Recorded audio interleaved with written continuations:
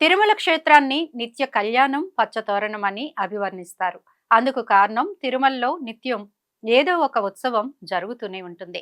ఏడాది పొడవునా పండుగలా ఉంటుంది. అలాగే పచ్చతోరణాలే దర్శనమిస్తాయి.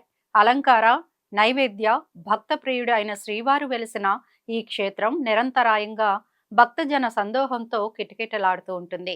నిత్య కళ్యాణం ప్రతిరోజు కళ్యాణమే జరుగుతున్నట్లుగా ఎప్పుడు శుభప్రదంగా, పవిత్రంగా ఉంటుంది తిరుమల. పచ్చని తోరణాలతో అలంకరించినట్లుగా ఎప్పుడు పచ్చగా, సంబరంగా ఉండటం, పండుగ వాతావరణం నెలకొని ఉంటుంది.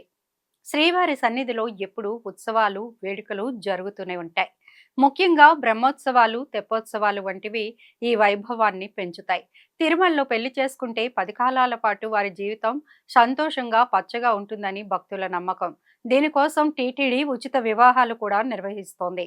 తిరుమల ఎప్పుడూ పండుగ శోభతో, వైభవంతో నిండి ఉంటుందని, భక్తులకు ఎల్లప్పుడూ సంతోషాన్ని పంచుతుందని చెప్పడానికి ఈ పుణ్యక్షేత్రాన్ని నిత్య కళ్యాణం, పచ్చతోరణమని అంటూ ఉంటారు.